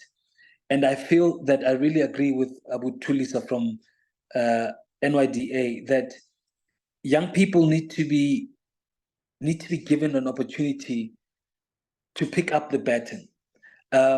I feel that they have been told and they've been bombarded about the apartheid story, and they have never been given an opportunity to see themselves within that apartheid story. The apartheid, there's a young author, Sizwe Mpofu Walsh, who wrote a book called The New Apartheid, and I feel that what he writes about in that book is so important for young people to actually start to ingest. And I believe that the best way to do it is through stories. And what do I mean by this? One of the ideas that we had around Show Me was to go find young people in Cape Town, to go find young people in the Northern Cape. There's an area called near the Alexco mine, where they literally are the wealthiest and poorest people at the same time. They're a community of predominantly San and colored as defined in the constitution at the moment, that have rights over the mine, and this is a diamond mine that mines alluvial diamonds, which are the most valuable diamonds that you can find, and yet they have such severe issues of teenage pregnancy, of alcoholism, and just general depression, and yet they sit on a mine, literally, and not in a figurative sense. And I feel that one of the things that I believe as a filmmaker is important for me to do as I pick up the baton for the democracy is to show young people that the apartheid that we're living in now is very real, and that the sense of being lethargic or there's a term that Agape used in the presentation, indifferent, to what happens is a fool's paradise, if I can put it that way. And I really think that by showing stories of people that have suffered and that have succeeded but also that are aware of where they come from is very important. And I really believe that storytelling is the best way to do it. And if I can explain why I believe storytelling is the way to do it, there's a book that I read called Start With the Story. And the reason why story is so important is that no matter what happens, you walk away with the story. For example, I've got I'm blessed to have been, my father's a very political person, and so was my uncle, and so was a few of my aunts. And the stories that they tell me is what I walk around with every day. And it's not the fact that I held a bus or the fact that there was an area that was slecht blankets. I've never seen it with my eyes. I've walked into restaurants in this day and age and been treated very badly because I'm Black. I've known that I haven't gotten a job because I am Black. And yet the drive or the belief that I can continue to succeed is because the stories that I've been told by my father and by my aunts and by my uncles, that we've been through that and worse. And I believe that if we can start showing young people that we have a miracle, and a lot of them, and I say this with my hand on my heart, and I say it with, and I hope it doesn't come across as talking down, as you're saying. I get angry at the Mandela generation because what we've done, and I blame myself as well as a storyteller, that we have not reminded the Mandela generation of what the difference could be. And the project Show Me would literally show them and show them in a 1976 context as who they are. And the idea is to give them a very jarring experience where they get jarred into, they get jarred out of complacency, if that's the word. That, you know, you cannot be complacent about not knowing who your ward councillor is. You cannot be complacent about not going to go vote for your local elections.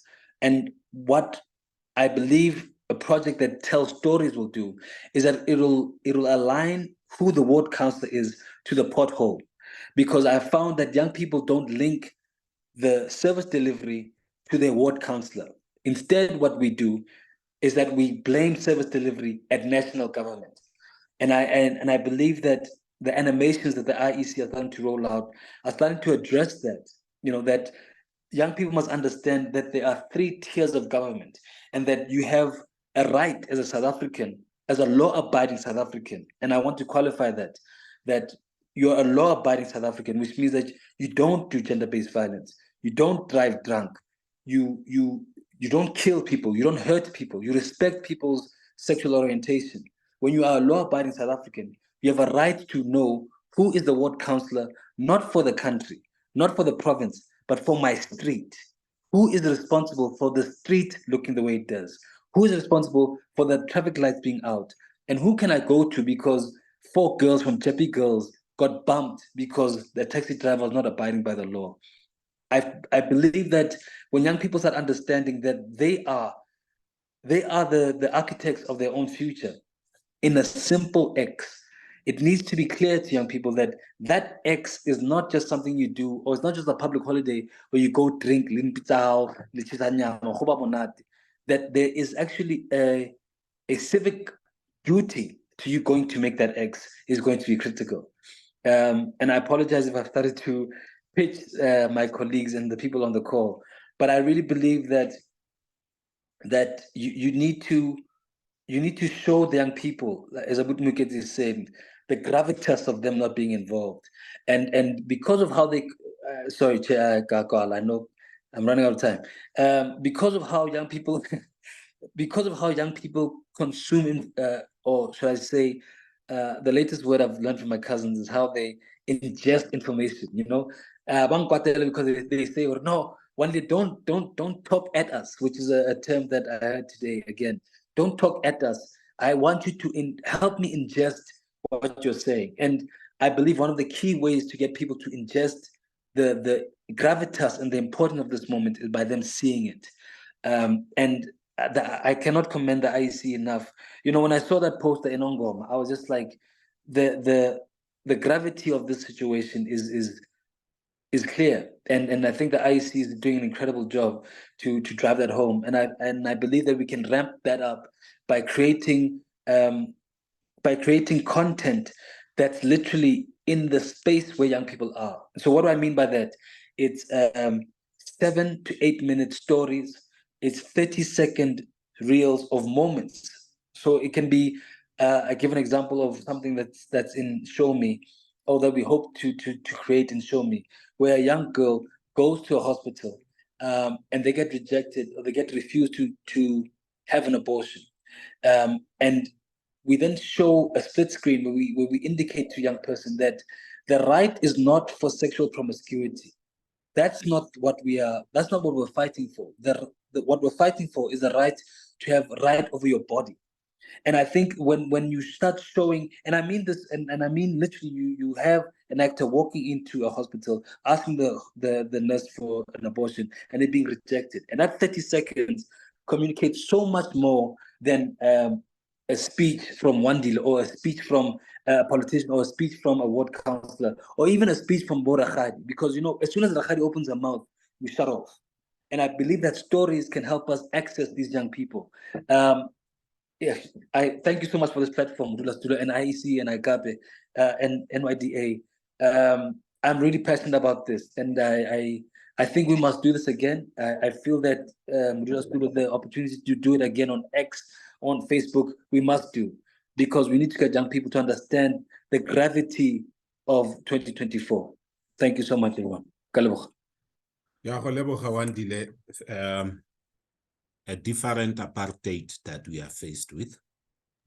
Yes. And it's out there. Yes. And fortunate is our youth that they have people who are still trying to relate that to them. They haven't experienced it themselves. They are still to be told about it. So thank you very much for covering all this, and the will to also still be available to can take this much further.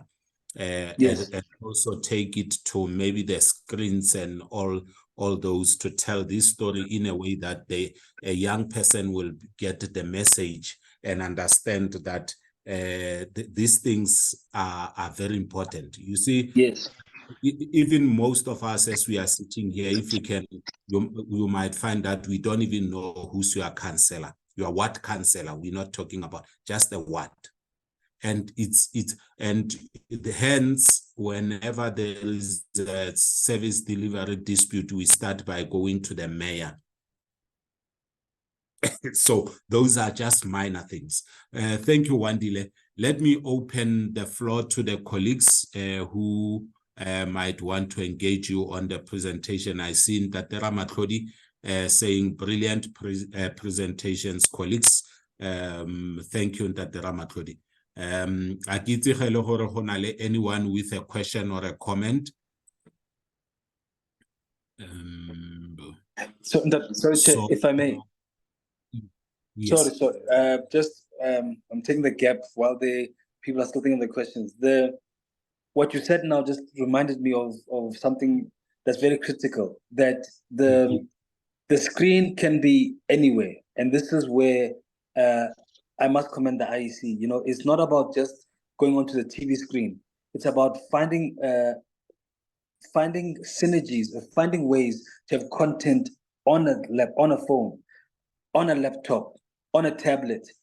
Even I've seen analytics that have got screens inside them, and I feel that the opportunity that storytelling and content creation that has a edutainment angle, and by edutainment I mean educational but entertaining at the same time, is that you are finding your market where they are, and young people watch TikTok, watch Instagram reels. I don't understand them. I don't understand how young people can watch video after video after video after video. But the point is that that's how they ingest, that's how they consume information.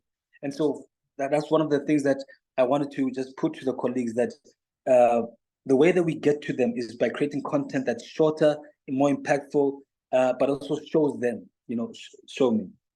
Thank you, Wandile. Let's take questions. First, let me take Mwogezi, and then Ntate Ramatlodi, you will follow after, without me coming in between the two of you, and then Wandile will respond. Mwogezi first. Thanks. Many thanks, Chair. Mine is not so much questions, but just affirmations to what Wandile has said, as using content and video as a medium of breaking through. I would, though, caution against being deliberate in the act, as insofar as to classify it as edutainment, because then when you categorize it that way, you will find that the viewer will obviously tune out, because then that's not something that they are into. I mean, one such example I'll give you is American cinema and American TV. Every American on the street knows about the Miranda rights, being read your rights before you are arrested. Not because there was a specific show that was designed to speak to those rights, but because it was used conversationally. It was used, by the way, You know, I mean, I imagine if we were to have a police series in South Africa that showcased units like the crimes against the state unit, you know, units that are not very popular but are very effective, you know, our special forces and stuff like that. So I would say, Wandile, you're right on the money, but also please try to make it more entertaining than educational. I think it's when you make it not what's the word, overt. You know, when you try to be a bit subtle about it, you'll see that then consciousness and conscientization will happen, because then you wouldn't be deliberate and they'll be in a far more receptive mood to capture that information. I rest. Wow. Rera Matlodi, you can come in before Wandile response. Yeah, no, absolutely. Thank you very much, Ndadrimpe. And the Wandile, as well as Matlo and the NYDA, brilliant presentations indeed. It shows the level of, quality that we have in our young people in this country. You can imagine if all of that was to be represented in Parliament, you know, the impact that it would make. Absolutely. Wandile, look, we are preparing for elections next year, and you know, I like your idea of short stories to reflect on the history, because a lot of young people today have not really had an experience of the past that we're talking about. Not to scare them, but really from the angle that I had you present, I think that would be brilliant.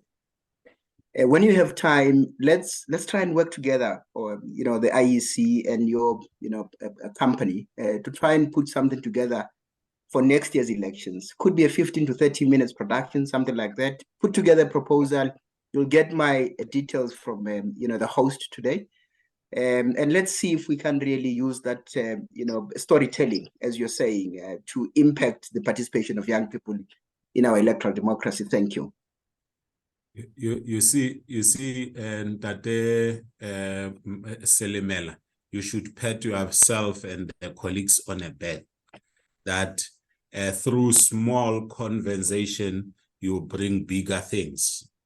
And that, Ramatlodi, thank you. Wandile, the floor is yours, sir.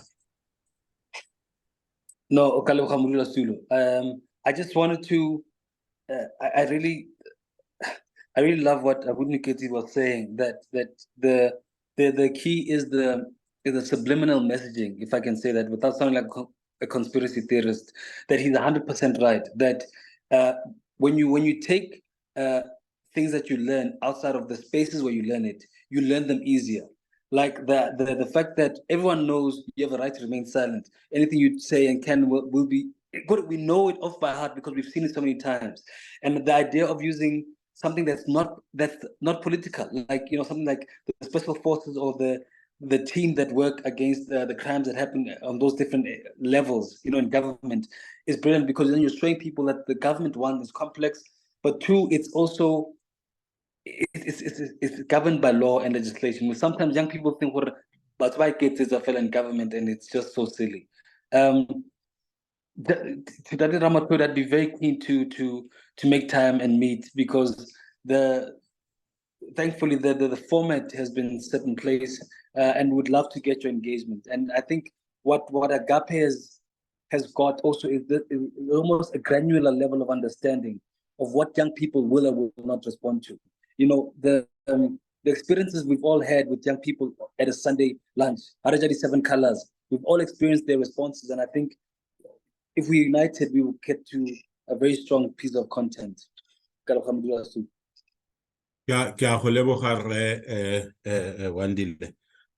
Before I move, as you're going to sit and conceptualize on these messages that we're going to, we have seen Sarafina.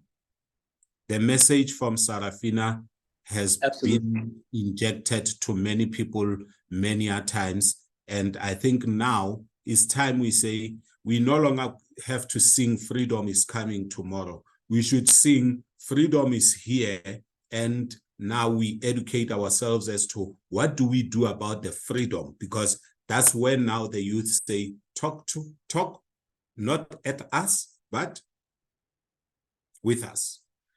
Without further ado, let me take this moment, colleagues, and open the floor to Matsetsebale Tliane from Agape Youth Movement for closing remarks. After all these presentations, I can just see you that you are very fired up.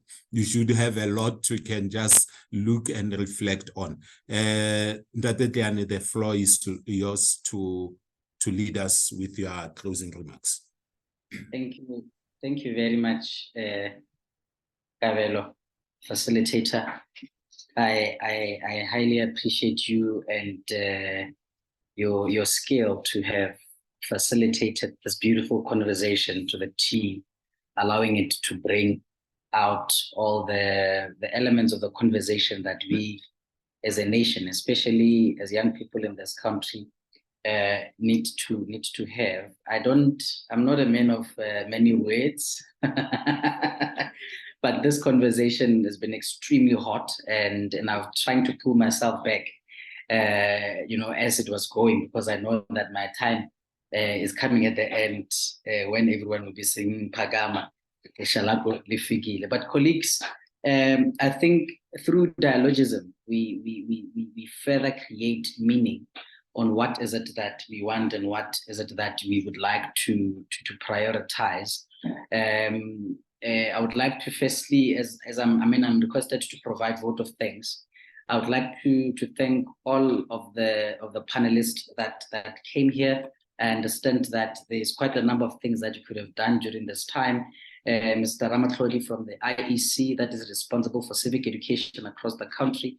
We very much appreciate your availability at all times when we have such kind of interventions. We'd like to thank Wandile Malebatsi from Coastal Production for also coming in and bringing in these ideas around how the information communication technology and how storytelling and media could be utilized to engage young people, because that's where they spend most of their time in the media. And as you were speaking, and I remember it was during Dadara Mahlodi's presentation where he mentioned that youth involvement in these processes, democratic electoral processes, is not only through voting, but also participating in governance processes.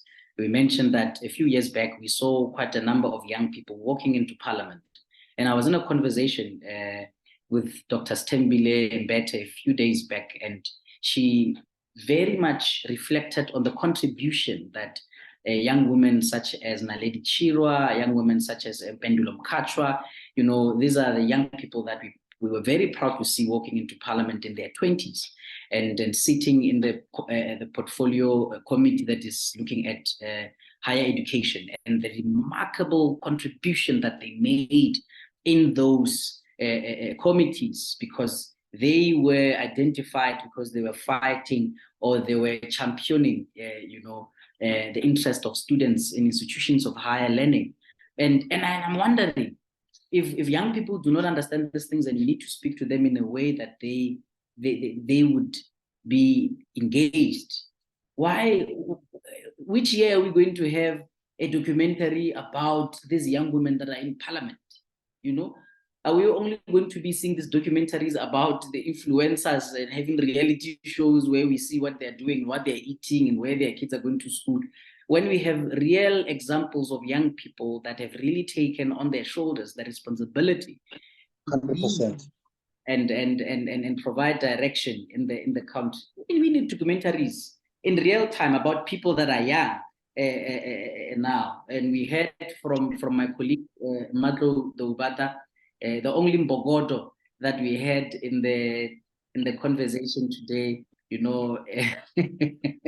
had quite a number of men, but she really came through and presented, especially on some of the barriers that might be there for us, that we might need to go through in order to find ways to reach young people. We have a lot of young people in schools that are part of the Representative Council of Learners that she calls the RCL. And they are electing representatives every single year. So in every single classroom, in every single public high school in this country, in the first quarter of every year, there are elections. and the learners are electing representatives that will sit in the school governing body, which is a structure of governance, of governing the education institution. And that is a beautiful platform that we would like to also see. How is it that through the partnership with DBE and Ntatara Matlodi, I know we've heard a word about this, we really find ways to ensure that we plug it in there. Every learner must understand their responsibilities and the role that they need to play. So thank you very much, Ntatara Matlodi. Thank you very much, Matlo Dubada. Thank you very much, Wandile Mulebati. I see that we no longer have the National Development Agency there, but thank you very much, Mr. Tulisa Ndlela. And I hope from here, let us have conversations. I don't know if the IEC has a panel of young people that advise them on ways through which they can galvanize the youth participation. But in my closing and concluding remarks, I would like to say it is very much, a hopeful thing to see that about 80% of the new registrations from this past weekend, they are young people. It means there's something that we're doing very well. And I'd like to say congratulations to the Independent Electoral Commission for dedicating your campaigns for next year's elections to young people. That was a very beautiful strategic move. We come from a weekend of the 500 and something thousand people that new registrations. Almost 80% of them are young people. That is something that I believe the IEC, we need to throw your party for. And you can imagine what is going to happen in the next coming months if we achieved that in just one weekend. So definitely 2024 would be a lot of people's 1994. Kabelo, thank you very much for facilitating this process. I appreciate GCIS, IEC, and the NYDA and Wandile Mlebatsi's company, Coast of Production. Let's have more of this conversation. And after here, I hope we're going to have quite a number of interviews happening on radio and on TV, drawing from this conversation. Thank you very much, colleagues. Thank you very much, Retliani. It means a lot from there. Let me just, colleagues, take this moment and wrap it up by just acknowledging the messages as written on our chat. And Tate Anthony Mutupi saying great articulation by Wandile as the common basic thing is to self-introspect and correct yourself as each of us has the responsibility to be law-abiding citizens. Even if we are not happy about something, the most important is to know from lower channels how to report it. And also that Ramatlodi saying, I think there is a request that we share the presentations that were made today. I will leave it to Ishmael Selimela to facilitate that process, that we can all receive the presentations that were shared today. Colleagues, mine was just to make sure that we face a particular direction, but the car as to where it was going, you were all responsible for it, and we have arrived. We might have taken longer time than we scheduled.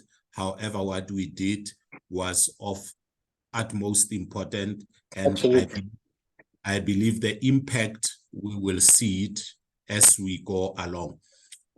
Allow me to ask you, all of you, to just switch on all your videos and your audios, unmute yourselves. And as we do so, as we have unmuted ourselves, Marco, as the rose among thorns, it's important for you to be here. Ishmael, please join us. The colleagues, everyone who's able to be on here, I want us in one breath as we close. Let's unmute ourselves. And as we unmute ourselves, we say to ourselves, well done, and we clap hands for ourselves. Well done. Thank you. Let's clap hands for ourselves. Well done. Thank you, colleagues. Thank you. Thank you very Thank much. you, colleagues. You, bye. All right. Thank you. Bye. Thank you very much. Thank you, colleagues. Thank you, Relebo. Thank you. Thank you. Thank you. Thank you.